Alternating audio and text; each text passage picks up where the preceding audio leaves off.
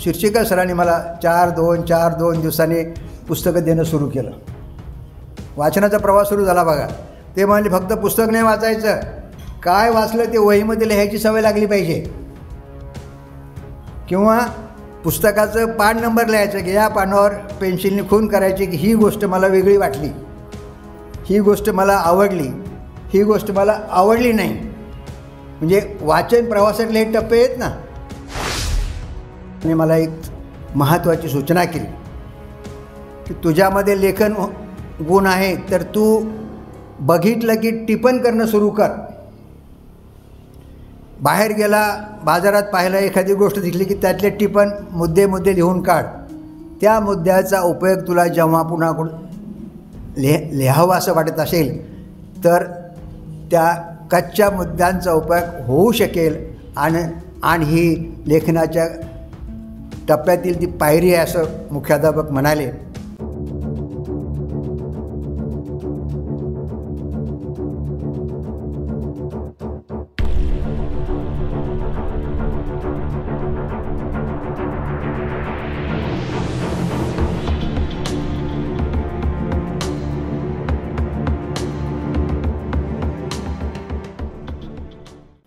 खरं तर लेखकाने कमी बोललं पाहिजे हे माझ्या गुरुवर्यांनी मला सांगितलं होतं. लेखक जर बोलायला लागला तर बोलण्याचं व्यसन लागू शकतं. आता व्यसन चांगलंही असतं, वाईटही असतं. म्हणून मी अनेक वर्ष उशे सरांनी सांगितलं की कार्यक्रमाला जात नाही. त्यामागचं कारणही तेच आहे सर. लेखकाच्या डोक्यामध्ये जे विषय असतात त्या विषयात जर आपण कुठं कार्यक्रमाला गेलं की मध्ये तो काही काळ खंड पडतो, ब्रेक होतो. पण इथे येण्याचं कारण म्हणजे सरांनी जो विषय दिला, रुपेश मोरे सरांनी, आणि तो माझ्या आवडीचा विषय आहे. आणि कर्मवीर अण्णांच्या कामाची ओळख मला त्यांनी दिलेल्या पुस्तकातून झाली. मी सुद्धा ऐकलं होतं. गेले 30-40 वर्ष मी बघतोच आहे की सहकार क्षेत्रामध्ये जी माणसं काम करतायत यात सहकार महर्षी बाळासाहेब पवार सार्वजनिक वाचनालयाने याचं आयोजन केलेलं आहे. आणि अशा समारंभासाठी येण्यासाठी जो विषय त्यांनी मला दिला होता की वाचन आहे प्रवास सुंदर, आणि मला या निमित्ताने विशेषतः बालवाचकांची उपस्थिती जास्त राहणार आहे. आणि मुलामुलींसमोर मला बोलताना, हे सांगताना मला आनंद मिळणार आहे, म्हणून मी या कार्यक्रमासाठी आलो.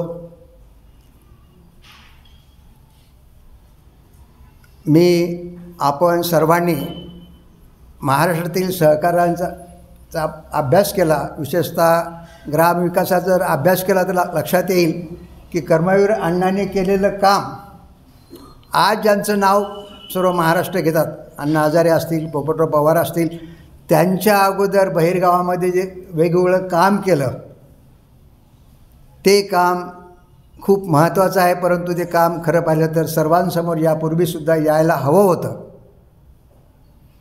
चांगली कामं काही वेळेस राहून जातात समजायला. शेती असेल, सहकार असेल, ग्रंथालय असेल, संगीत असेल, विद्यार्थ्यांसंबंधीचं असेल, सर्व क्षेत्रामध्ये कर्मवीर अण्णांनी जे काम केलं, समाजसेवेचं आणि ग्रामविकासाचं वेळ असल्याशिवाय माणसं काम करू शकत नाहीत. तुम्हाला ज्या क्षेत्रात पुढं काम करायचं आहे त्याचं वेळ निर्माण झाल्याशिवाय आपण आपल्या स्वप्नाच्या जवळ जाऊ शकत नाही.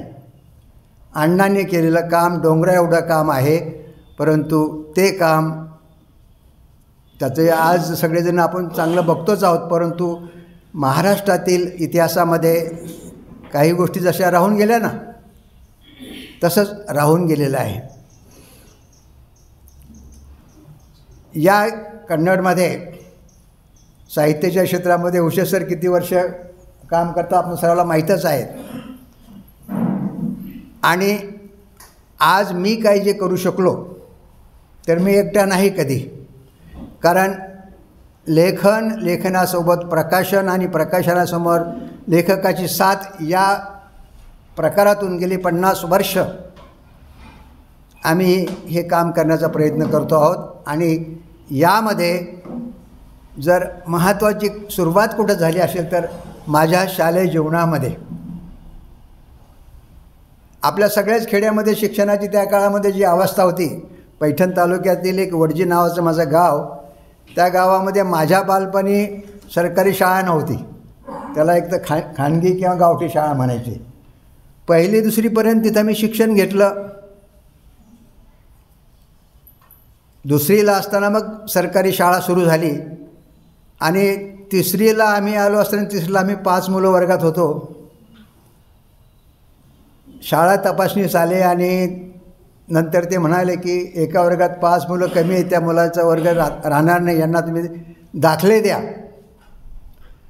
तर आम्हा 5ही मुलाला प्रश्न पडला की काय करायचं. त्यापैकी जवळजवळ 3 मुलं गावात राहिले.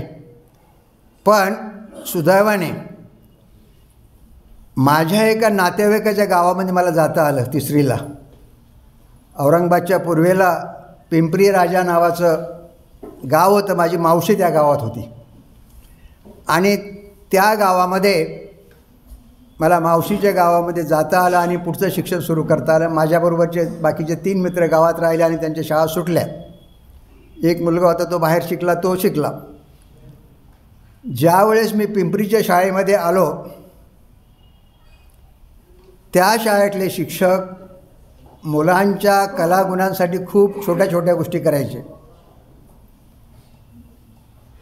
गणपतीच्या दिवसामध्ये मातीचे गणपती करणे असेल, मूर्ती करणे असेल, ही कलात्मकता आहे. निबंध लिहायला सांगायचे, वाचायला सांगायचे आणि छोट्या छोट्या नाटिका करायला लावायचे. पण यातून आमच्यावर सुरुवातीलाच हे जे थोडे संस्कार घडले ते मात्र 5व्या वर्गापासून. 4थीची शाळा केंद्रीय शाळा होती. 5वीच्या शाळेमध्ये सरस्वती भुवन शिक्षण संस्था जी औरंगाबादची आहे तिची शाखा आहे. त्या शाळेमध्ये जावं लागलं. पिंपरी शाळेमध्ये खूप चांगलं चाललं होतं, पण आमचे काका फार तापट स्वभावाचे होते. मावशी फार प्रेमळ होत्या. आणि एका दिवशी माझ्या आजोबासमोर काका मला रागावले आणि माझे आजोबा म्हणाले, यापेक्षा तू शिक्षण सोडून गावाकडे ये. पण मला शिकायची आवड शाळेमध्ये जेव्हा वाढू लागली तर मी आजोबांना सांगितलं की 5वीपासून हवं असेल तर आपण वेगळ्या खोलीत राहू. आणि पिंपरीला ब्रह्मानंदच्या मठात शाळा भरायची आणि मागच्या बाजूला हेडमास्टर राहायचे आणि तिथं काही खोल्या किराया नव्हत्या. मी हेडमास्टर सरांना विचारलं की मला एक खोली मिळेल का. ते म्हणाले, अरे भाडं 4 रुपये तुला देता येईल का. कारण गरिबी ही त्या काळातली खूप गमतीची गोष्ट होती. मी म्हणालो की मी एका रूममध्ये आणखीन एक माझा साथीदार ठेवील, तो 2 रुपये देईल, मी 2 रुपये देईल. आणि असं ब्रह्मानंदच्या मठामध्ये खोलीमध्ये येण्यापूर्वी माझ्या आईने मला चूल कशी पेटवावी, भाकरी कशा कराव्या, स्वयंपाक कसा करावा, 4थी झाल्या 5वीच्या वेळेस सांगतो मी. आणि सरपंच त्या काळात आपल्याकडे आज ज्या सगळ्या सोयी आहेत ना ते काहीच नव्हतं. आजोबाने गाडीभर सरपण धान्य घेऊन आजोबा मला सोडायला पिंपरीला आले.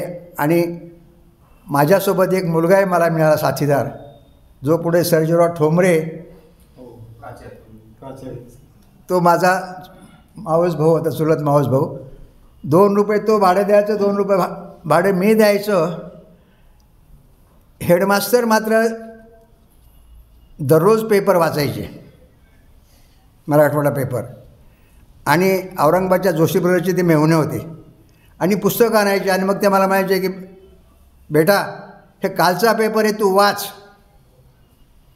वाचल्यातून त्या पेपरमध्ये तुला काय कळलं, वेगळं काय वाटलं, बातमी असेल किंवा एखादा विषय असेल, हे शिर्षीकर सर मला दररोज काय वाचलं ते सांगायला लागले, विचारायचे.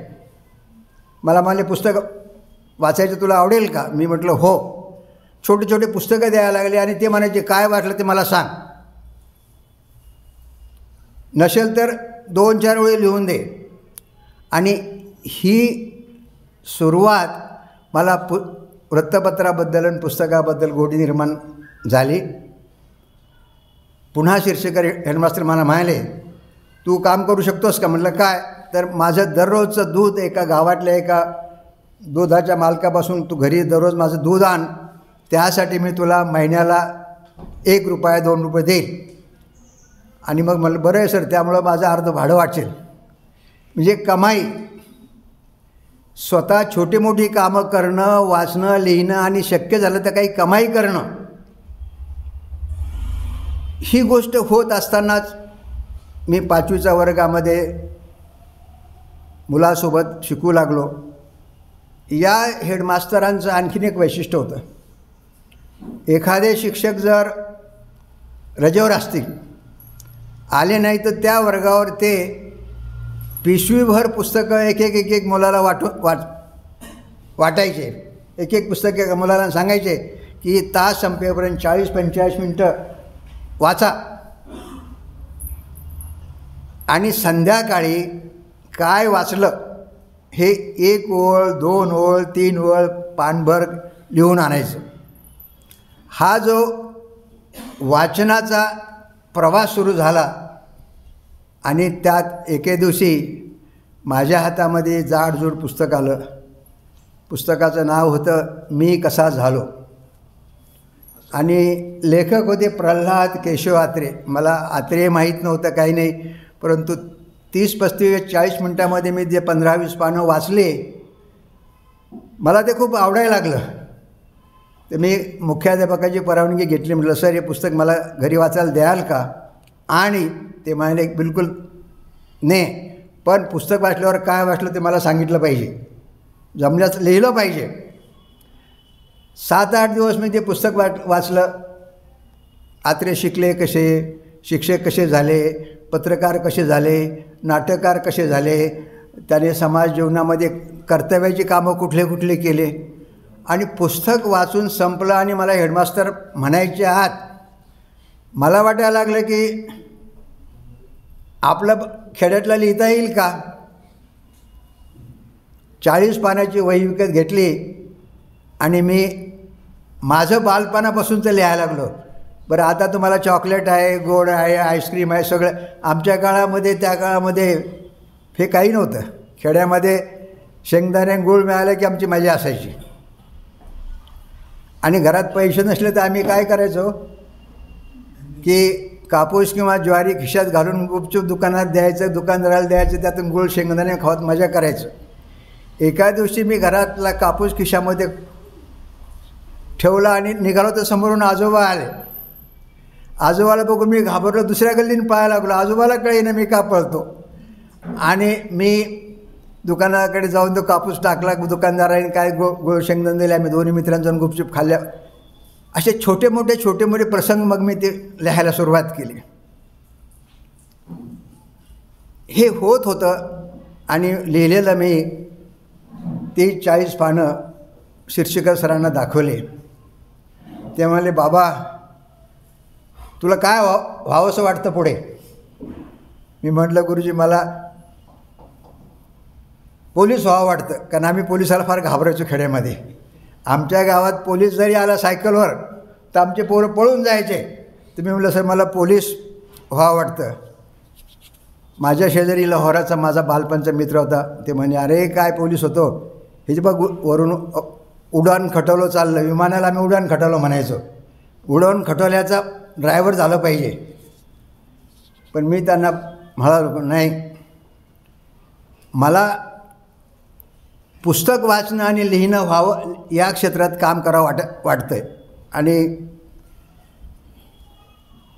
सर हसले, शिर्षेकर सर म्हणाले त्यासाठी तुझ्या अभ्यासाच्या गोष्टीसोबत तू इतर वाचनाचं सुद्धा लक्ष दिलं पाहिजे. अभ्यासाची पुस्तक आपण वाचतो ना, पण त्याच्या सोबत इतर वाचनाची सुद्धा तू सवय लावली पाहिजे. आणि शिर्षेकर सरांनी मला 4-2 दिवसांनी पुस्तकं देणं सुरू केलं. वाचनाचा प्रवास सुरू झाला बघा. ते म्हणाले फक्त पुस्तक नाही वाचायचं, काय वाचलं ते वहीमध्ये लिहायची सवय लागली पाहिजे, किंवा पुस्तकाचं पान नंबर लिहायचं की या पानावर पेन्सिलने खून करायची की ही गोष्ट मला वेगळी वाटली, ही गोष्ट मला आवडली, ही गोष्ट मला आवडली नाही. म्हणजे वाचन प्रवासातले हे टप्पे आहेत ना, हे जर तू करू शकला तर तुझं स्वप्न जे आहे उद्या जे काही व्हायचं त्याच्या जवळपास जाऊ शकतील. आणि हे होत होतं. 5वीला माझं पुस्तक बरंचसं लिहून झालं आणि 6वीच्या सुरुवातीला माझ्या वडिलांचं अपघाती निधन झालं आणि ते लेखन थांबलं. पण वाचन लेखनाची सुरुवात ज्या माझ्या गुरुवर्यांनी केली त्याला आणखीन एक घटना घडली. आमच्या शाळेमध्ये स्काउट पथक सुरू झालं होतं. शाळेमध्ये मुलांसाठी स्काउट पथक असायचं आणि मुलीसाठी गाईड पथक. तुमच्या शाळेत आहे का कुठल्या इथं स्काउट गाईडचं पथक आहे? शहरामध्ये कुठे आहे? आमच्या पिंपरीच्या शाळेमध्ये स्काउट पथक सुरू झालं. शिवाजी स्काउट पथक नाव दिलं. कोण कोण मुलं येतील सरांनी समजावून सांगितलं की यामध्ये ह्या गोष्टी आम्ही शिकवणार. अगदी स्वतःची कामं स्वतः केली पाहिजे, दिवसभरात एखाद्याला मदत केली पाहिजे, चुकलं असेल तर खरं बोललं पाहिजे. ह्या छोट्या छोट्या गुरुजींनी अगोदर सांगितलं आणि तुमची आहे का येण्याची इच्छा. त्यातून मुलं निवडली गेली आणि निवडलेल्या मुलामध्ये गुरुजी म्हणाले की आम्ही एका मुलाला नायक करणार आहोत, पथक नायक. आणि त्यात गुरुजींनी जी परीक्षा घेतली त्या परीक्षेतसुद्धा पास झालो आणि शिवाजी स्काउट पथकाचा नायक होण्याची संधी मिळाली. आणि हा वाटतं माझ्या आयुष्यातील दुसरा टर्निंग पॉईंट ठरला. वाचन सुरू झालं, लेखनाचा सराव सुरू झाला. शाळेच्या अभ्यासक्रमातसुद्धा बरं आहे. 4थीच्या बोर्ड परीक्षेत त्या काळामध्ये बोर्डात पहिला आलो होतो. स्कॉलरशिप 5 रुपये महिना 60 रुपये मिळाले. शिर्षीकर सर मला म्हणाले पैसे घरात ठेवू नको. पोस्ट मास्टरकडे त्या काळात पैसे ठेवायची सोय होती. ते मला म्हणाले की आपल्याला सवय लागली पाहिजे, पोस्टात जर पैसे ठेवले तर जितके दिवस पैसे पडून असतील त्याचं थोडं व्याज मिळेल आणि जवळ पैसे असले की खर्च करण्याचा मोह आपल्याला होऊ शकतो आणि फक्त तुला पाहिजे तेवढे पैसे दर महिन्याला काढणं सुरू कर. हे छोट्या छोट्या गोष्टी ज्या असतात म्हणजे वाचन प्रवासासोबत जगण्याचे संस्कारसुद्धा महत्त्वाचे असतात. आणि स्काउट पथकामध्ये एक आठवडाभर तुम्हाला खरी कमाईचा सप्ताह असतो. आम्हाला सांगितलं की तुम्ही बाहेरच्या घरी काम करा, काम करताना कामाइतकेच पैसे घ्या. मी पिंपरीच्या सरपंचाच्या घरी गेलो आणि म्हणालो की मला खरी कमाई करायची, मला काहीतरी काम द्या. ते म्हणाले हे त्या समोरच्या विहिरीतून 4 भांडे पाणी आणून दे. 4 भांडे पाणी आणून दिले आणि त्यांनी एकदम 20-25 रुपये मला द्यायला लागले. म्हणलं 20-25 रुपयाचं काम नाही केलं मी, माझ्या कामाइतकंच तुम्ही दाम द्या. त्याला अरे घेऊन जा कशालाही करतो. म्हणलं नाही. हा जो संस्काराचा भाग आहे की तुमचं काम असेल तेवढी कमाई, त्याला खरी कमाई, हा स्काउटचा संस्कार वर्गात सुरू झाला. आमच्यामध्ये एक मारवाड्याची मुलगी पण होती गाईड पथकात. तिने एकदम पहिल्या दिवशी 50 रुपये आणले आणि ती म्हणाली की माझी सगळ्यात जास्त कमाई. तर हेडमास्टरने विचारलं तू काय केलं? म्हणजे मी माझं घर झाडलं आणि माझ्या आजोबांनी 100 रुपये दिले. सर म्हणाले ही काही कमाई नाही, झाडायला 100 रुपये कुणाला मिळतात का? झाडायला जेवढे मिळू शकतात तेवढेच पैसे दिले पाहिजे, तू पैसे परत कर. ती म्हणे नाही आता आजोबा पैसे घेणार नाही. तर ह्या गोष्टी का सांगतो मी, तर ह्या छोट्या मोठ्या संस्काराचं रूपांतर पुढं आयुष्यामध्ये फार महत्त्वाचं होतं. स्काउटमुळं मला स्वतःची कामं स्वतः करणं तर सुरूच झालं, परंतु चुकलं तर किमान आपण कबूल केलं पाहिजे. मी आणि माझा मित्र सर्जीराव ठोंबरे, आमच्या खोलीत लाईट नव्हते. हेडमास्टर म्हणाले की ऑफिसमध्ये लाईट आहे तिथं दोघं अभ्यास करा. हेडमास्टरच्या खोलीमध्ये आम्ही अभ्यास करायला गेलो. तिथं कोरी 100 पानाची वही साप दिसली. मला मोह झाला की ती वही आता मारायची, आपण घेऊन जायचं, लिहायला काम येईल. पण माझा साथीदार मित्र मला निम्मी दिली पाहिजे. मी हो म्हणालो, परंतु पुढं त्याला मी दिली नाही. त्याने हेडमास्टरला सांगितलं आणि हेडमास्टरांनी आम्हा दोघांनाही छेडीने झोडपून काढलं. मग मी सरांना पत्र लिहिलं. चोरी करायला नको होती, पण मोह आवरला नाही. ते हसले. ते म्हणाले, बेटा यालाच कबुली जबाब म्हणतात, यालाच केलेल्या गोष्टीमध्ये पुढे आपल्याला दुरुस्ती करायची आहे. आणि हे संस्काराच्या गोष्टी हळूहळू होऊ लागल्या. हा प्रसंग माझ्या वहीत लिहिलेला आहे. त्या माझ्या शाळेसमोर माझ्या मित्राचा वडिलाचं चहाचं दुकान होतं आणि ते त्याच्यामध्ये प्लास्टिकचे छोटे ग्लास विकायचे. एका दिवशी मला वाटलं की तो एक ग्लास माझ्या घरी ग्लास नव्हता प्लास्टिकचा. त्याची नजर चुकून तो ग्लास खिशात घातला आणि घंटी झाली की प्रार्थनेने उभा राहिलो. ते मालक येऊन आमच्या गावंडे सरांना, जे आमचे स्काउटचे शिक्षक होते, त्यांच्या कानात सांगितलं. आणि प्रार्थना संपल्यानंतर गावंडे सरांनी मला जवळ आले आणि म्हणाले की तू का चोरलंस. आणि एक कानफडात सरांनी माझ्या लगावली. त्यावेळेस मला वाईट नाही वाटलं, कारण माझी चूक झाली होती. ग्लास चोरायला नको होता ना. मी त्यांना सांगितलं की सर, ग्लास तर चोरायला नको होता. माझ्या मित्राच्या वडिलाचंच ते मी जर मागितलं असतं तरी त्यांनी दिला असता मोफत. पण मोह आवरला नाही, माझी चुकी झाली. आणि सरांनी जे सांगितलं की मी म्हटलं की यापुढे आम्ही असं करणार नाही. हे मी का सांगतो आहे तर वाचन संस्कारातूनच मला 8वीला डॉक्टर बाबासाहेब आंबेडकरांचं चरित्र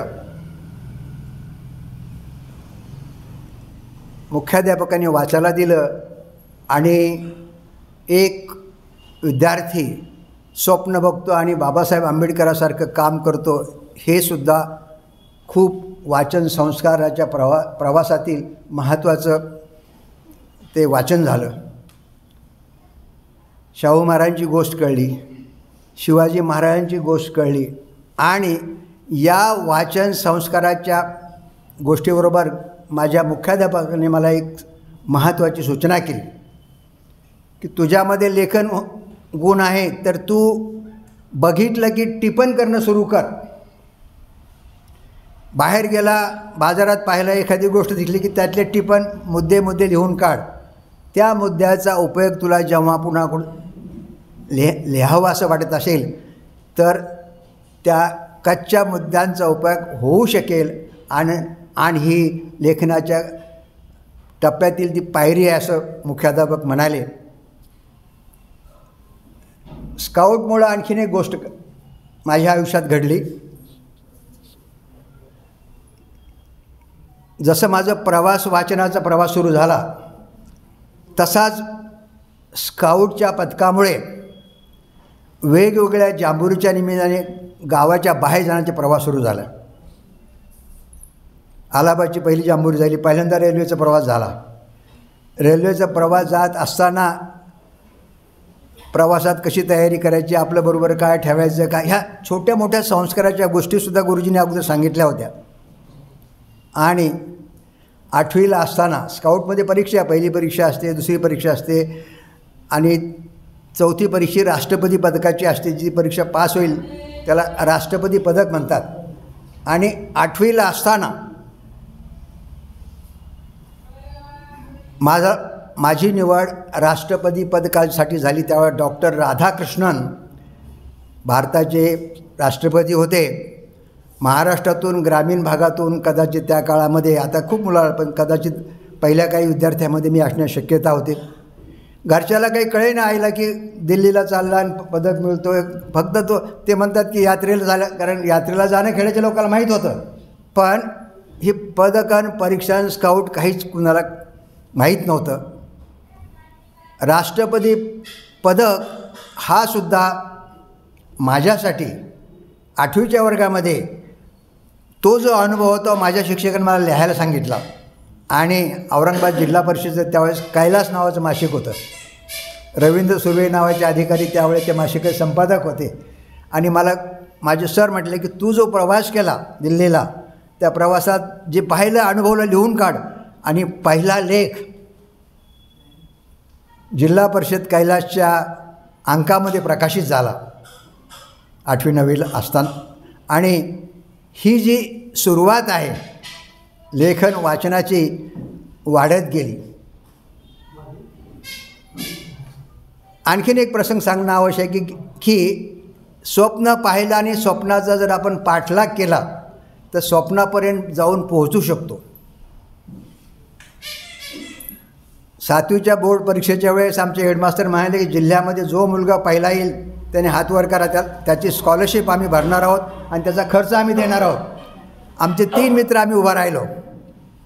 मग शिरशेकर सर म्हणाले 3 मित्र तर पहिले येणारच नाही, एकच कोणतरी येईल. आणि 2 मित्र बसले आणि मी उभा राहिलो. ते म्हणाले की जर 7वीच्या बोर्ड परीक्षेमध्ये जर पहिला आला तर तुझ्या पुढच्या 2 वर्षाच्या खर्चाला आम्ही तुम्हाला आर्थिक मदतसुद्धा करू शकू. पिंपरीला सेंटर नव्हतं. हरिभाऊ बागडे आमच्या पुढे 2 वर्ष होते. पिंपरीच्या शाळेमध्ये मी सर्जेराव एका वर्गामध्ये, हरिभाऊ बागडे आमच्या पुढे 2 वर्ष होते. 7वीची बोर्ड परीक्षा पिंपरीला सोय नसल्यामुळे चिकलठाण्याला मला यावं लागलं. दररोज बसने यायचून जायचं. शेवटचा पेपर चालू असताना गडबडीत ग्लासनी पाणी पितानी पाणी सांडलं आणि 2 पुरवण्या भिजल्या आणि मी रडायला लागलो.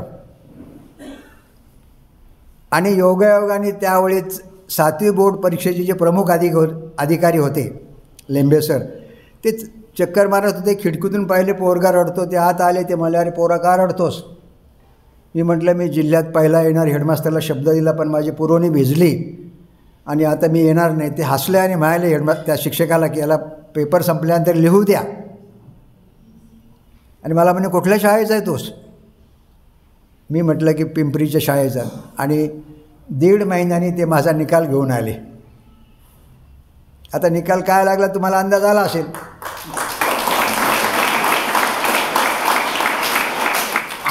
आमचं स्काउटचं त्यावेळेस कॅम्प चालू होता. सखाराम पाटील जे जिल्हा परिषद अध्यक्ष होते त्यांच्या मळ्यामध्ये.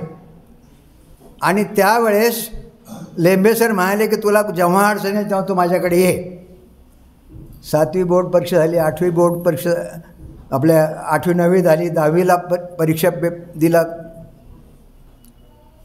त्या वर्षी परदेशामध्ये जागतिक जांभोरी होती आणि त्यासाठी काही विद्यार्थ्यांची चाचण्या झाल्या. आणि जागतिक जांभोरीसाठी अमेरिकेसाठी आणि जागतिक युवक मेळावा कॅनडासाठी माझी निवड झाली. भारतातून 5 मुलं निवडले गेले होते. आणि त्या 5 मुलातील एकाला नायक केलं, तिथंही माझी निवड झाली. जेव्हा मी त्या कॅम्पसाठी जाण्यासाठी निघालो, तयारी केलो, तर आमच्या गावात काहीच कळेना. माझ्या आजोबांनी सगळ्या गावात त्या काळात गुळ वाटला. पोरगा चालला कुठेतरी उडण खटल्याने, काय कळतं. आणि माझी आई रडत होती. तिला कळे ना पोरगा कुठं चालला, काय चालला. आईच्या शेजारी एक वेणूबाई नावाची मातंग समाजाची बाई बसली होती. ती म्हणाली की मंडाबाई घाबरू नको, वरचा देव आहे. मला म्हणे कोण आहे तिकडे देव? म्हणलं दुसऱ्या देशात विमानाने जाणं. आणि त्या वेणूबाईने खिशातून 2 रुपये काढले. मातंग समाजाची आई की बापू तिकडं जो कोणता देव असेल त्या देवाला 1 रुपये दे आणि 1 रुपयामध्ये तो खाऊ खा. हे जे संस्कार आहे, शेजारी जात पात धर्म विचार न करता. आणि मी अमेरिकेच्या जांभूरून परत येईपर्यंत या वेणूआईने माझ्या आईला साथ दिली. माझ्या गुरुजींनी अमेरिकेला जाताना सांगितलं की तुला लेखक व्हायचं ना तर तू आता प्रत्येक दिवसाची घटना लिहायला सुरू कर. आणि यावेळेस माझ्यातील लेखक जागा झाला. त्याच्यापूर्वीची एक घटना सांगणं आवश्यक आहे की मी मॅट्रिक पास झालो. माझं स्वप्न किंवा वाचन संस्कार चालूच होता, पण औरंगाबादला 10वी झाल्यानंतर 75% वर मार्क पडले होते. प्रवेश घ्यायला सरस्वती भवनमध्ये गेलो आणि शंकरराव चव्हाणांचे पुतणे, नारायणराव चव्हाणांचे चिरंजीव अशोकराव तिथं डेमॉन्स्ट्रेटर होते, म्हणजे मुलांना ॲडमिशन देण्याच्या कमिटीवर. माझे मार्क बघितले, मला म्हणाले कला शाखेला का चालला. मी म्हटलं मला लेखक व्हायचं आहे. ते म्हणाले मूर्ख आहेस का, जा वडिलाला घेऊन ये. सरांना सांगितलं की माझे वडील 6वीला वारले, आई खेड्यात असते आणि मला लेखक व्हायचं आहे. सरांना वाईट वाटलं, पण प्रवेश दिला. सरस्वती भवनला दुसऱ्याच दिवशी जेव्हा मी वर्गात गेलो तर वर्गामध्ये माझे 2-3 मित्र असे होते की मी 7वी-8वीपासून लिहायला लागलो. त्यांना माहिती हा पोरगा लेखक आहे. आणि आमच्या वर्गामध्ये जे शिकवायला सर आले, मला म्हणाले माहीत आहे की कोण आहे. मला माहीत नव्हतं. ते म्हणाले उंच मिशावाला माणूस म्हणजे भालचंद्र नेमाडे, तुला माहीत आहे का. म्हणलं मला माहीत नाही. मग क्लास संपल्यानंतर मी बलवंत मोफत वाचनालयात गेलो आणि भालचंद्र नेमाड्यांचं काही आहे का मग ग्रंथमाला विचारलं. त्यांनी कोसला कादंबरी दिली. कोसला कादंबरी वाचली आणि त्यावेळेस मला खूप आनंद झाला की एक फार मोठे लेखक आपल्याला शिकवायला आहेत. अमेरिकेच्या प्रवासात मी जाऊन येऊन माझा 1.5 महिना गेला. जाताना आणि येताना 12 देशाचा प्रवास झाला आणि मी माझं दररोज दिवसभराचं काय काय झालं ते लिहून काढायचो. लिहिलेलं पुन्हा वाचायचो. प्रवास हा जो आहे लेखन, प्रवास, वाचन आणि हे सगळं होत असताना अमेरिकेतली जांबोरी संपून परत आल्यानंतर ती वही घेऊन कॉलेजमध्ये आलो आणि पुन्हा वर्ग सुरू झाले. भीत लिहून झाल्यानंतर 2-3 महिन्यानंतर भालचंद्र नेमाडे सरांना मी म्हणालो की सर मी स्काउटमध्ये अमेरिकेच्या आणि कॅनडाच्या जांबोरीला जाऊन आलो. ते म्हणाले हो, पेपरला बातमी वाटली, तू आमचा विद्यार्थी, मला माहिती आहे. म्हणलं ते मी लिहून काढलेलं आहे. ते जमलं का नाही. हा वाचन प्रवास आहे, माझा जग प्रवास आहेत आणि लेखन वाचनाचे कुठपत जुळलं. ते म्हणाले वही दे मला. आणि 8 दिवसानंतर नेमाडे सरांनी मला बोलवून घेतलं. ते म्हणाले की बाबा लेखनाचे तुझ्यात गुण आहे, तू लिहू शकतोस. तुझ्या पहिल्या पुस्तकामध्ये जी 5वीची वही सांगितली ती तर बाजूलाच राहिली, पण या जगप्रवासातल्या तुझ्या प्रवास लेखनामध्ये लेखनाचे तुझ्यात कौशल्य दिसतं, तू लेखक होऊ शकतो असे. पण पुण्या मुंबईच्या बाहेर औरंगाबादसारख्या ठिकाणी लेखकाची खूप प्रकाशनासाठी ग्रंथ छापण्याची खूप वाईट अवस्था आहे, हाल आहे, कोणी छापत नाही. तुझ्यामध्ये जेव्हा ऐपत येईल, आर्थिक बळ येईल थोडंफार, त्यावेळेस तूच प्रकाशन सुरू कर.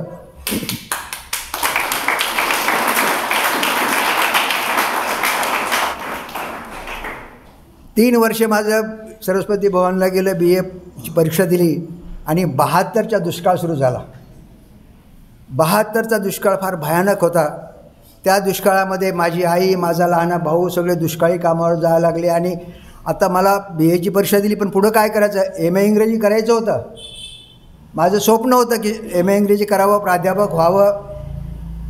पण आता नोकरीची गरज, कारण आईसुद्धा दुष्काळी कामावर जाऊ लागली, लहान भाऊ दुष्काळी कामावर जावं लागल्या. मला लेंबे सरांची आठवण आली, ज्यांनी मला सांगितलं होतं की तुला अडचण येईल तेव्हाच भेट. आणि आमच्या कॉलेजच्या समोरच ते राहत होते, बा लेंबे. त्यांना भेटायला गेलो आणि त्यांना खूप आनंद झाला. अरे लेखक, तो मोठा लेखक झाला, मला भेटायला आला, काय काम काढलं. म्हणलं सर आता मला पुढं शिकता येत नाही, दुष्काळ सुरू झाला, मला नोकरी पाहिजे. त्याच्यापूर्वीचं एक सांगायचं राहून गेलं की औरंगाबादला राहायचं कुठं 10वी नंतर. तर ज्या स्काउटच्या ऑफिसने मला अमेरिकेला पाठवायला मदत केली ते वाघ साहेब म्हणाले की तू ऑफिसच्या समोर 4 पत्र्याची खोली होती, स्काउट ऑफिसच्या समोर, या 4 पत्र्याच्या खोलीत तुला मोफत राहायची सोय करतो, तुला मी 50 रुपये महिना मानधन देतो, पण काय करायचं, कॉलेजला जायचं, परत आल्यानंतर ऑफिसचं काम करायचं, चपराशी आला नसेल तर ऑफिस झाडायचं, पाणी भरायचं, ही कामं, कारण स्काउटमध्ये कामाचं हलकं भारकं काही भारी काही नसतं. हे जर केलं तुला 50 रुपये महिन्यात येईल. आणि 50 रुपये महिन्यामध्ये माझं खर्च सुरू झाला. पण एक महत्त्वाची गोष्ट वाचन संस्काराची, ते वाघसाहेब खूप उत्तम वाचक होते.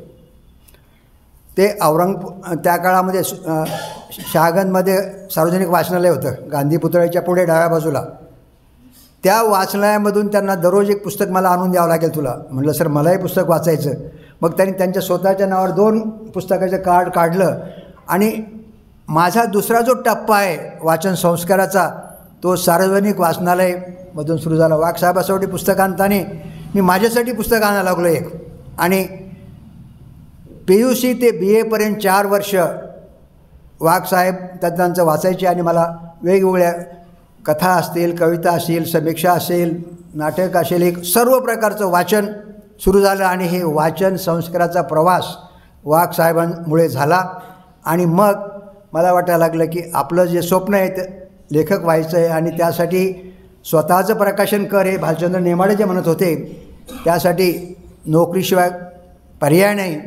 आणि लेंबे सरांना भेटायला गेलो की मला नोकरी पाहिजे, चपराशी चालेल, क्लार्क चालेल, काही चालेल, पण मला नोकरी पाहिजे. आणि ते मग म्हणाले की ठीक आहे. त्यांनी एक चिठ्ठी काढली आणि कल्याणराव पाटलाचे वडील पंढरनाथ पाटील, मराठा शिक्षण संस्थेचे अध्यक्ष, त्यांच्या नावाने चिठ्ठी दिली की तुमच्या तालुक्यातील हा शेतकऱ्याचा पोरगा आहे, गरीब शेतकऱ्याचा, परंतु स्काउटमध्ये त्याला राष्ट्रपती पदक मिळालं, अमेरिकेला जाऊन आला, त्याला आज नोकरीची गरज आहे, जमेल ती नोकरी द्या. चिठ्ठी घेऊन मी मराठा हायस्कूलला गेलो. तर योग असा की काचोळे सर तुम्हाला माहीत आहे, काचोळे सर हेडमास्टर होते. आणि त्यांच्या शेजारी फेटेवाले पंढरनाथ पाटील बसले होते. मी काचोळे सरांच्या हातात चिठ्ठी दिली. त्यांनी भाऊंना सांगितलं की आपल्या पैठण तालुक्यातला पोरगा आहे, या पोराला नोकरीची गरज आहे. आणि भाऊनी फक्त भांड म्हणले, काय रे कोणतं गाव आहे, कोण येऊन घेऊन टाका. आणि माझ्या आयुष्यातील हा 3रा टर्निंग पॉईंट लेखन वाचनाच्या संदर्भात. मी तिथं शिक्षकाची नोकरी सुरू केली, रात्रीचे वर्ग MAचे करू लागलो, वाचन लेखन सुरूच होतं. आणि 7-8 महिने झाले असतील. माझे सासरे सहकार खात्यात खूप मोठे अधिकारी होते, मराठवाडा विभागाचे, गंगाधरराव मोरे. आणि या मोरे साहेबांची मुलगी मराठा हायस्कूलमध्ये शिक्षिका होती. आणि ज्यावेळेस 7-8 महिने झाले त्यावेळेस शिक्षकात काहीतरी चर्चा झाली की विचारून बघावं, दोन्ही जोडी रिकामी दिसते, मी आणि मोरेबाई. तर एका शिक्षकाने मोरेबाईंना विचारलं की त्या बाबा भांडसराबद्दल तुमचं काय मत आहे. त्या म्हणाल्या की तो शिष्ट माणूस का, आला का पुस्तक वाचतो, वर्गात शिकवतो, आपल्याच नादात हे, आम्हाला बोलत नाही, चालत नाही. मग ते जरा शिक्षक दचकले. नाही कशासाठी विचारलं तर मोरे साहेबांना आपले मुख्याध्यापक काचोळे साहेब भेटायला जावं अशी आमची, आणि काचोळे सरांनी सांगावं की ही जोडी बरी आहे, विचार करा. मग मोरेबाई दचकली, त्यांना वाटतं. आणि हा जो प्रवास आहे माझ्या आयुष्यामधला शेवटचा महत्त्वाचा टप्पा. आमचं लग्न ठरल्यानंतर बायकोने ओळखलं की आपला नवरा वाचन लेखन प्रवासासोबत जे स्वप्न बघतो आहे, त्यासाठी ती मला म्हणाली लग्नानंतर की माझ्या पगारात मी घर चालवीन, तुमच्या पगारात तुम्ही प्रकाशन सुरू करा.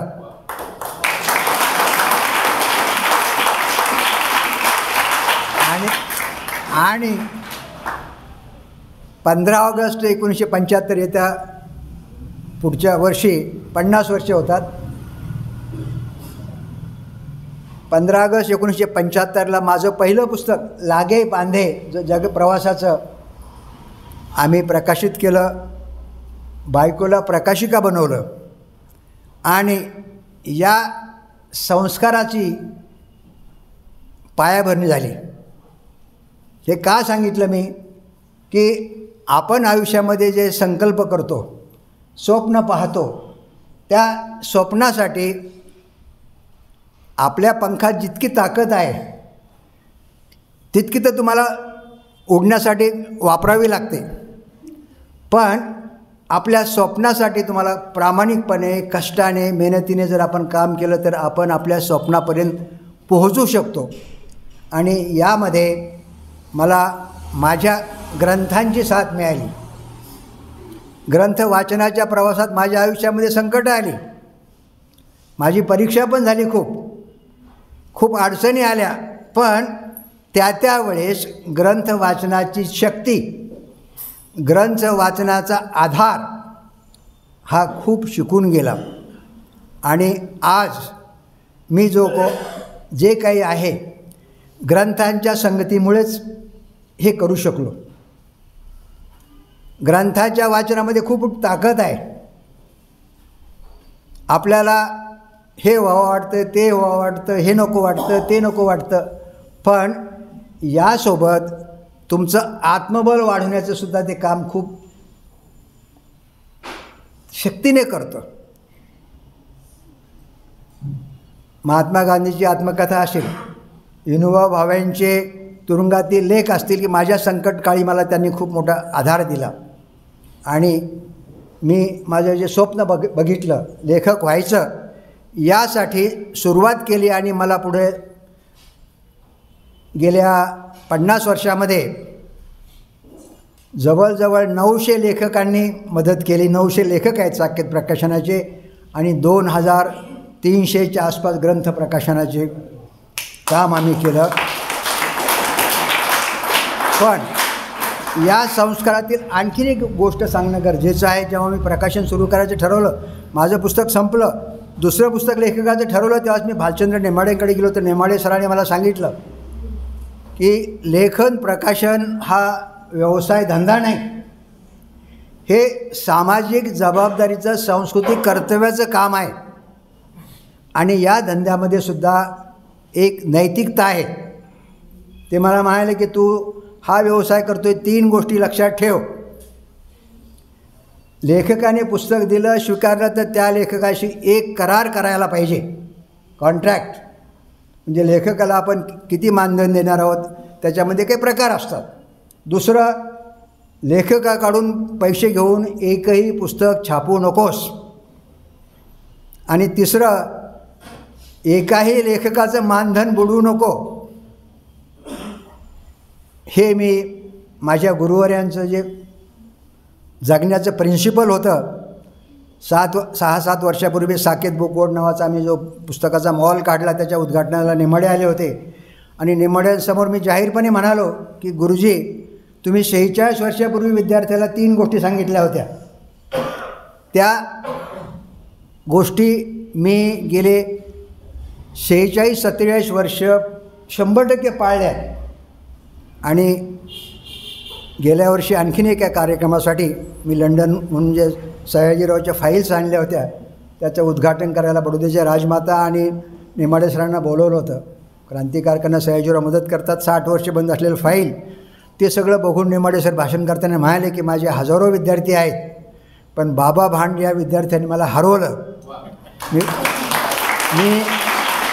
गुरुजींचे पाय पकडले, म्हटलं तुमचा विद्यार्थी गुरुजी तुम्हाला कसा हरवणार? तुम्ही जे प्रिन्सिपल मला तत्त्व सांगितली ती मी पाळली, एवढंच आहे. तर या माझ्या भाषणाचे शेवटी मी तुम्हाला वाचन संस्काराचा महत्त्वाचा संशोधन काय झालं याबद्दलही थोडक्यात सांगणार आहे. वाचन फक्त ज्ञानासाठी नाही, वाचन फक्त व्यवसायासाठी नाही, वाचनामुळं आपल्यामध्ये मानसिक बदलही होतो. या संदर्भामध्ये गेल्या काही वर्षापूर्वी अमेरिकेतील सायंटिस्ट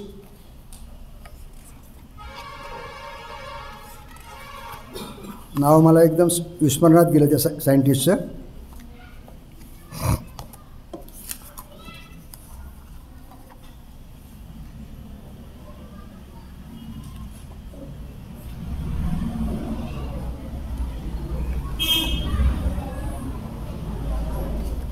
झालं, मी 5 मिनटात संपवणार आहे. काय आता म्हातारपण आलं आहे ना, आता 76 वर्षाचं आहे. एखादी गोष्ट पटकन आठवते आणि एखाद्या वेळेस विसरून जाते. अमेरिकेमध्ये आधुनिक मेंदूशास्त्रज्ञाने प्रयोग केला की एखादे पुस्तक वाचल्यानंतर मुलांच्या मेंदूमध्ये कसा कसा बदल होतो. एमॉरी नावाचं विद्यापीठ आहे अमेरिकेमध्ये. त्या विद्यापीठातील शास्त्रज्ञाने पोम्पोई नावाची रॉबर्ट हॅरिसची कादंबरी 18 विद्यार्थ्याची निवड केली. त्या 18 विद्यार्थ्यांचा आहेच त्या स्थितीमधील MRI केला. त्यांचं आपण MRI म्हणजे मेंदूंची तपासणी. त्यानंतर त्या मुलांना कादंबरीतलं पहिलं प्रकरण वाचायला लावलं. प्रकरण वाचल्यानंतर त्या मुलांच्या वाचनामुळं त्यांच्या मेंदूमध्ये किती फरक झाला पुन्हा तपासणी केली. कादंबरीचं 30 पानाची त्यांनी 3 भाग केले होते. प्रत्येक भाग संपला की पुन्हा तपासणी व्हायचे. आणि कादंबरी वाचून झाल्यानंतर या मुलांच्या मेंदूमध्ये काय फरक झाला हा सगळा रिपोर्ट ऑनलाईन आपल्याला बघता येतो. आणि त्यातून त्यांनी सिद्ध केलं की वाचनामुळं मुलांच्या मेंदूमध्ये सकारात्मक शक्ती वाढत जाते. तर आपल्याला आयुष्यामध्ये जे स्वप्न बघायचे ते तर होतंच, पण जर तुम्ही वाचलं तर तुमच्या मेंदूमध्ये सकारात्मक, त्याची दुसरी बाजू नकारात्मक असते ना आपली, पण सकारात्मक शक्ती वाढत जाते असं संशोधन या शास्त्रज्ञाने, न्यूरोसायंटिस्टने, त्याचं नाव आहे ग्रेगरी बर्न्स, हे आपल्याला ऑनलाईन तुम्हाला बघता येईल. या संशोधनातून हे सिद्ध झालं. तर तुम्हाला आयुष्यामध्ये जे काही व्हायचं असेल, डॉक्टर व्हा, इंजिनियर व्हा, शिक्षक व्हा, समाजसेवक व्हा, किंवा शेतकरी व्हा, किंवा उत्तम नागरिक व्हा, यासाठी शिक्षणाचा उपयोग तुमच्या संकटामध्ये तुमचं आत्मबळ वाढतं.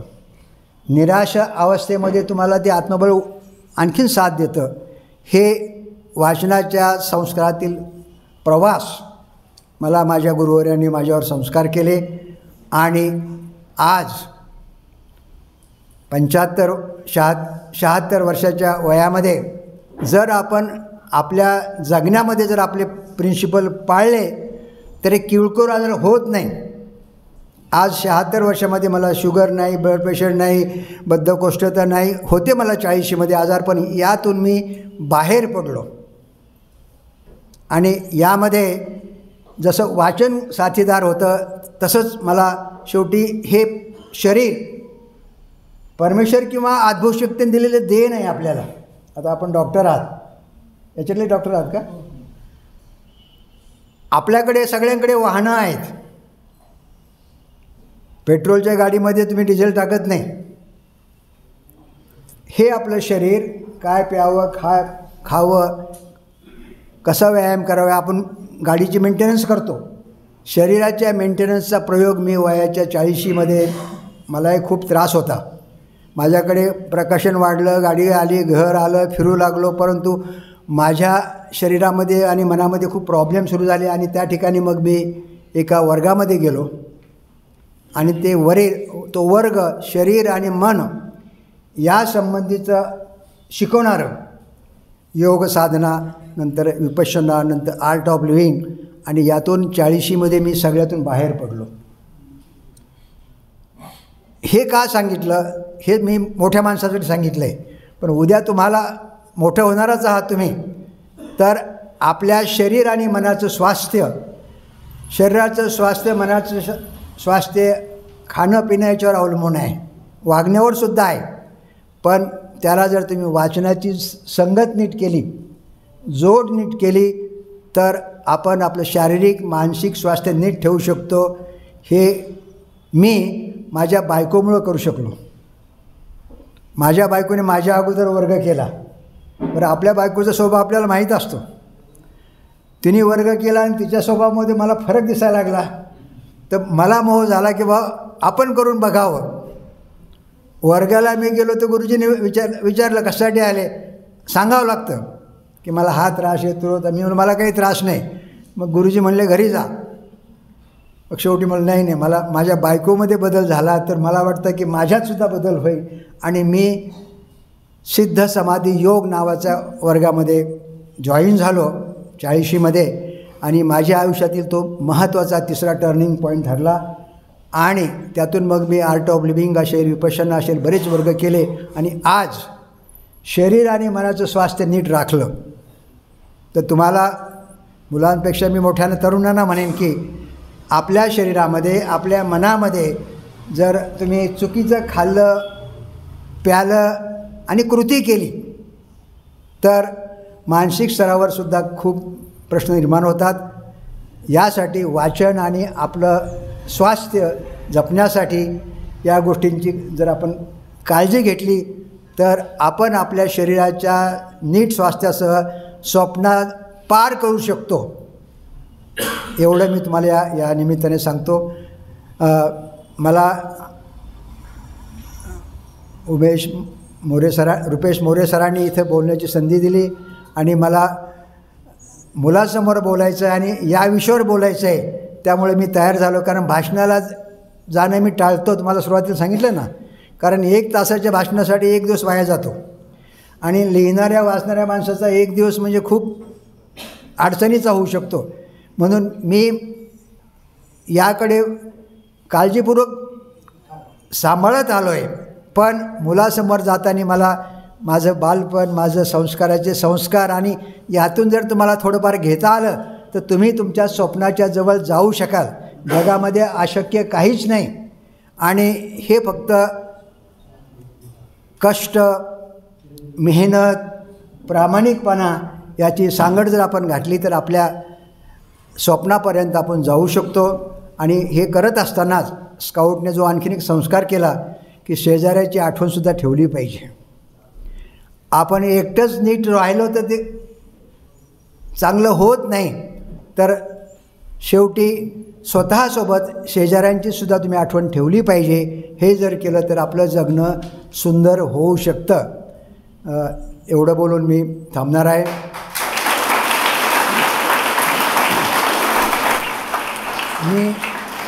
मी जी तुम्हाला 5वीला लिहिलेली वही म्हटलं ना, 5व्या वर्गामध्ये मी जे लेखन केलं होतं ती वही आहे तशी माझ्याकडे मी जपून ठेवलेली वही आहे.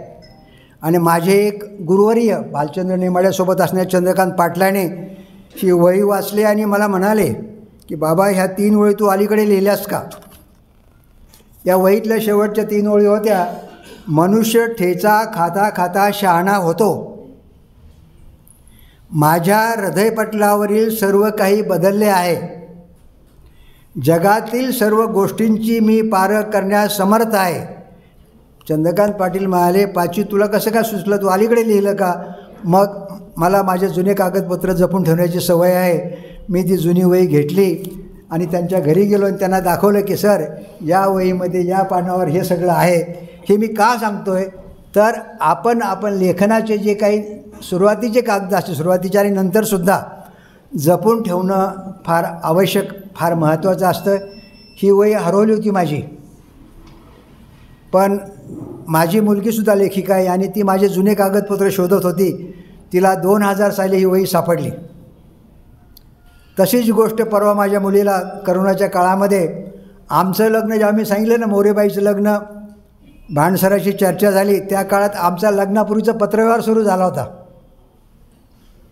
होणाऱ्या किंवा चर्चा करणाऱ्या आणि तो पत्रव्यवहार जपून ठेवला पण हरवला होता. आत्ता 4 वर्षापूर्वी माझ्या मुलीला ती सगळी पत्रं सापडली आणि ती पत्रं छापली आणि मी रारम बोराडे सरांना वाचायला दिली आणि बोराडे सर म्हणाले हे सगळं चांगलं झालं, पुढं काय झालं. म्हटलं पुढं काय झालं तुम्हाला माहीत आहे. ती प्रेमपत्र नव्हती तर व्यवहारपत्र होती.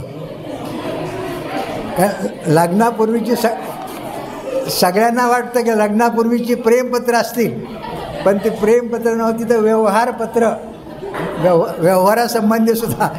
एवढं बोलून मी माझं लांबलेलं भाषण मला दिलेल्या वेळापेक्षा संपवतो.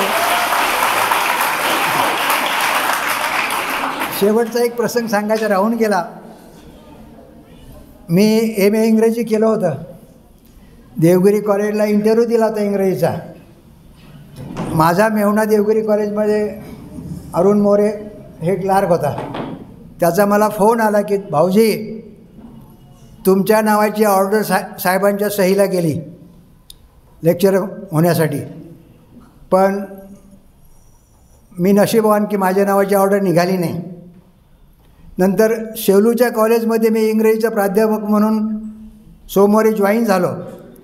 शनिवारपर्यंत राहिलो, पण माझ्या डोक्यात प्रकाशन काढायचं, लेखन करायचं. बायको औरंग म्हटलं मी शेलूला. शनिवारी मी परत आलो आणि त्यांना राजीनामा पाठवला. देवगिरी कॉलेजला काही वर्षापूर्वी मला बोरोडे सरांनी बोलवलं आणि ते म्हणाले सगळ्यांना, यांना प्राध्यापक म्हणून घेतलं नाही संस्थेने, संस्थेचा यांनी आभार मानलं पाहिजे, नाहीतर ते प्राध्यापकाच्या रांगेत पुढं बसले असते.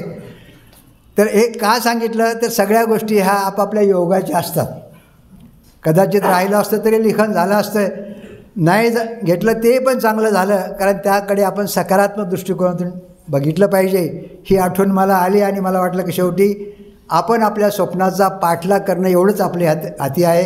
एवढं बोलून संपवतो. धन्यवाद.